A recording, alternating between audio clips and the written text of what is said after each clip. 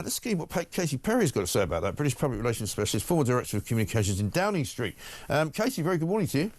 Good morning, Mike. How are you? Yeah, not bad at all. Big story today about this football match being sort of affected by the fact that an Israeli team is wanting to come to play football in Birmingham, and the fans are told they can't come because their safety can't be guaranteed. And then I'm reading this piece in the Times about how apparently people that work in the public sector have got some very strange views. It's all a bit worrying, isn't it? This is a real test for Prime Minister Starmer to put down his authority. As you say, he's gone to social media and said that he disagrees with this decision, that it's wrong. And now the government is going to find itself in this position where it doesn't like to meddle on operational things. That's its answer to why it didn't meddle in the China case. And yet it's going to be forced to do so.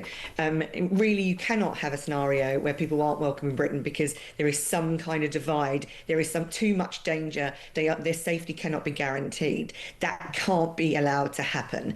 And so Keir Starmer needs to do everything in his power to make sure this goes ahead, because on the face of it, this just looks like a regular football game. It is so much more than a regular football game. It's to make sure that on a world stage we are showcasing that, of course, things like this can go ahead. Yeah. And that people are welcome and cared for in Britain in terms of our neighbours. I don't want to go down that route of all Muslims feel this way in Birmingham. They do not. There are many people that are caring. You can dislike Netanyahu and dislike Hamas. You don't have to take sides here. What you can be really clear about is that people should be welcome, and that, of course, their safety should be guaranteed. If I was Keir Starmer today and I was advising him as his comms director inside Number 10, I'd be saying, do you know what? If you have to bring in the army, bring in the army. Yeah. It's something that's so important. Yeah. I mean, if you were advising Keir Starmer this week, you'd probably be tearing your hair out, wouldn't you? Because, I mean, it started off with him being humiliated in Sharm el-Sheikh by the President of the United States of America, who called him up to the podium and then turned his back on him, and he made him look like a complete and utter idiot in front of the entire world. Then he comes home and he gets all these questions about China. He has to admit in Commons questions that basically what Dan Jarvis, his junior minister, had said earlier in the week wasn't true, and in fact there was a meeting that took place. You know, they're all over the place on it. It looks as though something's not right, and now finally he's got this problem. It's not been a great week for them off the back of what they consider to be a relatively successful party conference season for them. The problem is of course, if you look at this on paper, most of these problems are caused in terms of a world stage. They're China problems, they're Israel problems, they are issues that are happening around the world. Britain is involved in. Of course, people at home that are getting more and more dissatisfied. You know, we just heard on the show earlier Rachel Reeves saying that the economy is growing and people got more wages in their pockets. They simply don't feel that way. No. They are having to take on more hours at work. 80,000 jobs have been lost in the hospitality sector since the government increased NICs last year, national insurance contributions on salaries. They are not feeling that at home. So they're seeing Starmer fight all these battles on the world stage, and yet at home things aren't improving. Yeah. Real problem, and that's ground that reform led by Nigel Farage is clearly seeking to take advantage of. Absolutely right, because one of the things that people used to say about Starmer was, you know, he might not be that great of a prime minister, but at least he's good on the world stage. He's a bit of a statesman, you know, he likes to go around the world shaking hands with, you know, other world leaders. But unfortunately that whole myth has now been exploded because of what happened in the Middle East, and particularly when he came back and then again kept trying to still claim that he played this great key role when everybody could see that he was just a laughingstock. Well, the thing is actually Starmer played Trump very, very well at the beginning of his premiership, and he was asked to be pulled between pillar to post to criticise Trump on this, that and the other.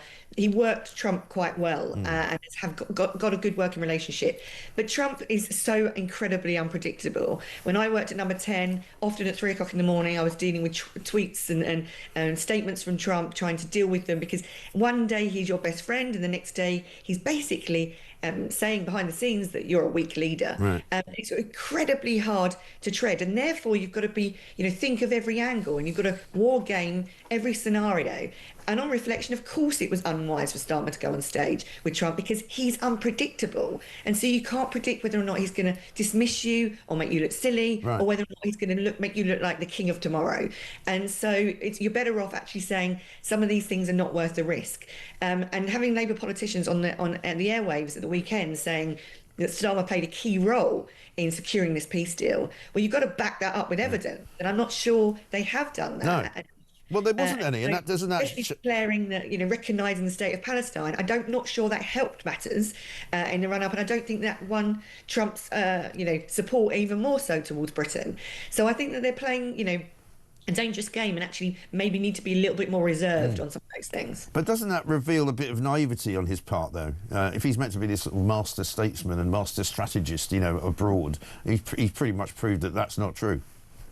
Well, the thing is also is that, yes, and you go down that route and you find yourself doing everyday international affairs, which of course you could do, but that's what you've got a foreign secretary for. Yeah. You need to get back to the day job of making sure that this economy works, changing the government, how long it takes to get anything done in Britain and how much money we spend trying to get it done. I speak to international investors on a weekly basis who are umming and ahhing around sticking any money in Britain because the machine is not working quick enough. And this government tends to think, oh, well, we might get it moving by next year and therefore they might come and invest again. It doesn't work like that. Money needs to make money. It doesn't sit still.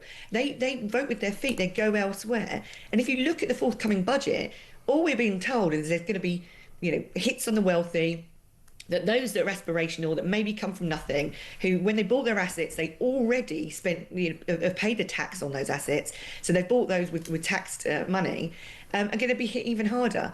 And what are those people going to do? They're going to look at the first plane out of here and they're going to go and relocate to Dubai. They're going to go relocate to Italy. And so that's not going to give them the kind of income that you need. So that the taxes that we're looking at and in the budget coming up are possibly going to fall on the middle classes that can't afford any more costs. So there really needs to be more attention focused on how we can get this economy motoring, how we can get growth in the regions. I'm looking forward to hearing from politicians in the next few weeks regarding the investment summit in the West Midlands to see how that plays out, what kind of announcements they might make there. But the focus really needs to be on cracking this problem here in Britain rather than necessarily dealing with everything around the world. Yeah, exactly right. Katie, good to see you. Thank you very much indeed. Katie Perrior, words of wisdom for Keir Starmer. I wonder if he'll listen to them.